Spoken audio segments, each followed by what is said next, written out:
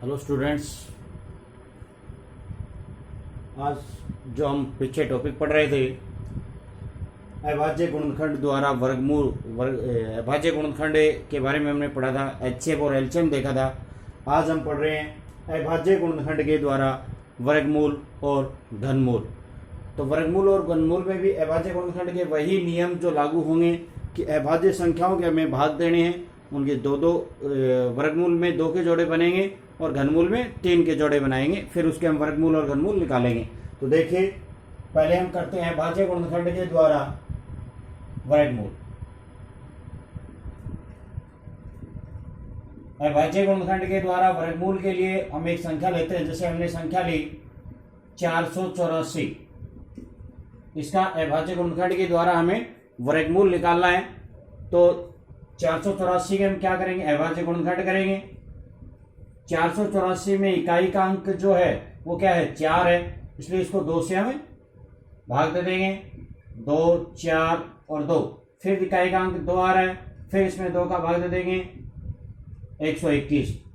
अब 121 में क्या है, 121 एक ऐसी संख्या है जो अभाज्य संख्या का वर्ग है। तो ऐसी संख्याओं को हमें ध्यान में रखना है। जो किसी अभाज्य संख्या का वर्ग होता है उस संख्या में हम अभाज्य संख्या का ही भाग देते हैं। तो 121 में हम किसका भाग देंगे, 11 का देंगे, क्योंकि 11 का वर्ग है और 11 बार जाएगा। फिर इसमें 11 का देंगे 1 बार। इस प्रकार 484 के जो गुणनखंड है वो गए 2 गुणा 2 गुणा 11 गुणा 11। अब हमें इसके वर्गमूल निकालने हैं। तो वर्गमूल 484 का वर्गमूल का साइन लगा देंगे। अब एक तो 2 का जोड़ा बन गया और एक बन गया 11 का जोड़ा, दोनों को गुणा कर देंगे 22। तो 484 का अभाज्य गुणनखंड के द्वारा जो वर्गमूल प्राप्त हुआ वो क्या हुआ, 22 हो गया। इस प्रकार अन्य संख्याओं के भी हम वर्गमूल ज्ञात कर सकते हैं। जैसे एक उदाहरण के तौर पर और संख्या एक देखें हम,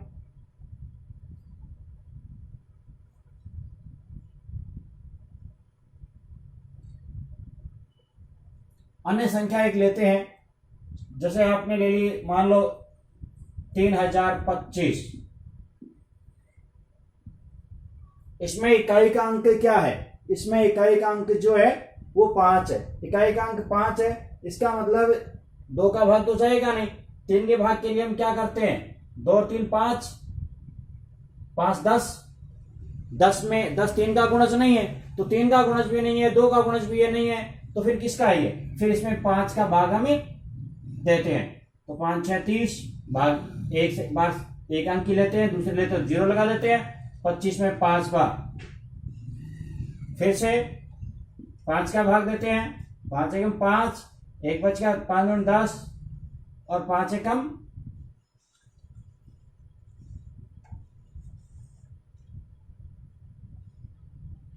5।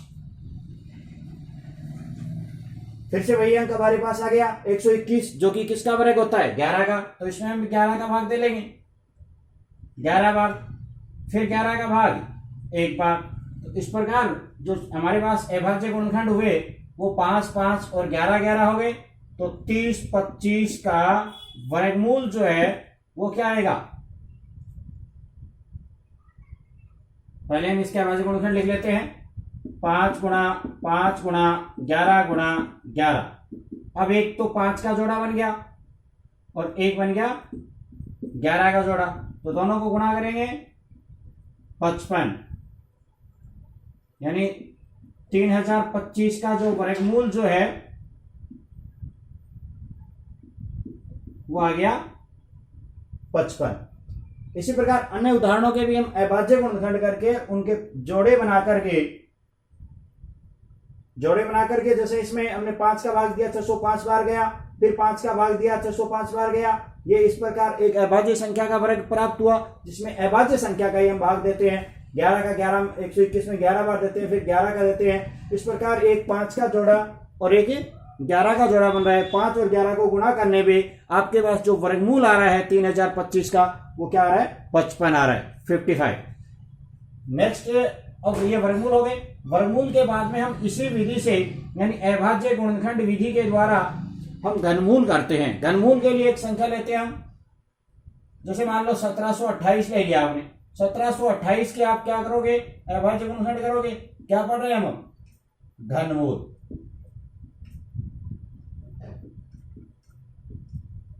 तो इसमें भी क्या इकाई का अंक 8 है, तो ये भी क्या एक सम संख्या है, यानी 2 से भाग चला जाएगा इसमें, 8 बार, 6 बार और 4 बार, फिर से इसमें 2 का भाग जा रहा है, 4 बार, 3 बार, 2 बार, फिर से इसमें 2 का भाग जा रहा है, 216, फिर 2 का भाग जा रहा है, 108, फिर 2 का भाग जा रहा है,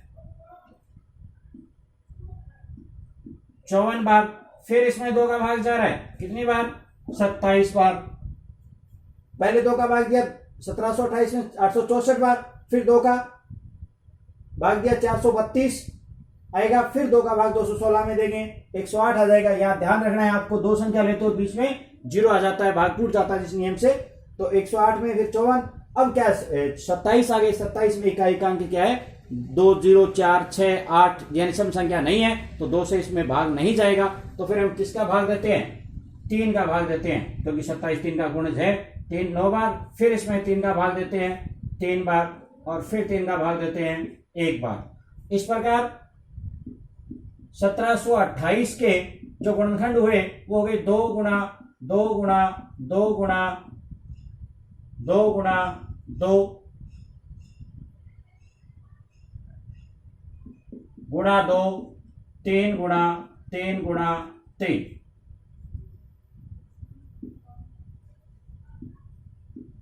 घनमूल बराबर एक 3 का जोड़ा बन गया, इसमें भी एक, फिर 3 2 को लेकर, यानी 2 का एक जोड़ा जिसमें 3 होने चाहिए, 2 का फिर एक जोड़ा, और फिर एक 3 का जोड़ा। इस प्रकार 6 को 2 से गुणा करोगे 12, यानी 1728 का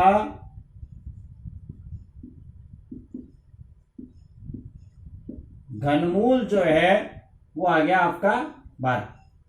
1728 का घनमूल क्या आ गया, 12, यानी अभाज्य गुणनखंड के द्वारा घनमूल भी वर्गमूल की तरह ही हम ज्ञात करते हैं। बस अंतर क्या रहता है दोनों में, कि उसमें 2 के पेयर बनते हैं, इसमें 3 के पेयर हमें बनाने पड़ते हैं। इसी प्रकार अन्य एक संख्या के भी, जैसे और देखें एक संख्या, हम अन्य उदाहरण को देखें। अन्य उदाहरण के लिए एक संख्या लेते हैं, जैसे मान लो आपने ले ली 3375, 3375, इकाई का अंक क्या है, 5 है, 2 का भाग जाएगा नहीं, 3 3 6, 6 और 7 13, 13 5 18, यानी 3 का गुणज 15 है, तो 3 का भाग दे देंगे हम, 3 एकम 3, 3 एकम 3, फिर इसमें 3 का 3 दूनी 6, 1 बचा 15, 3 बचा 15, फिर 3 का भाग जा रहा है, 3 तिया 9, 3 तिया 9, 2 बच गए हमारे पास, 2 बच गए 22, 3 7 21, 1 बच गया 15, 3 5 15, फिर हम 3 का भाग दे रहे हैं, 3 एकम 3, 3 दूनी 6 और 3 पंजो 15, 125, 125 में 5 2 7 1 8, 3 का गुणज नहीं बन रहा, फिर किसका भाग जाएगा, 5 का भाग जाएगा, 5 का भाग देते हैं कितना आएगा, 25, फिर इसमें 5 का भाग देते हैं, तब फिर इसमें आ गया 5 5, और फिर 5 का इसमें भाग दे देते हैं 1। इस प्रकार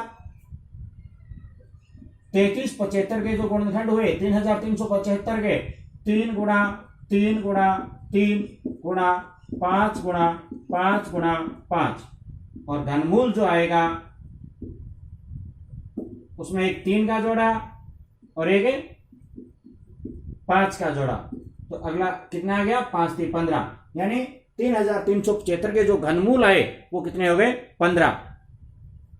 इस प्रकार अभाज्य गुणनखंड के द्वारा हमें जो संख्याएं हैं जो आपको घनमूल और वर्गमूल के लिए पूछी जाए, तो अभाज्य गुणनखंड करके उनके पेयर बना के, वर्गमूल में 2 के पेयर और घनमूल में 3 के पेयर बना करके उनके घनमूल और वर्गमूल जो है वो हम अभाज्य गुणनखंड के द्वारा ज्ञात कर सकते हैं।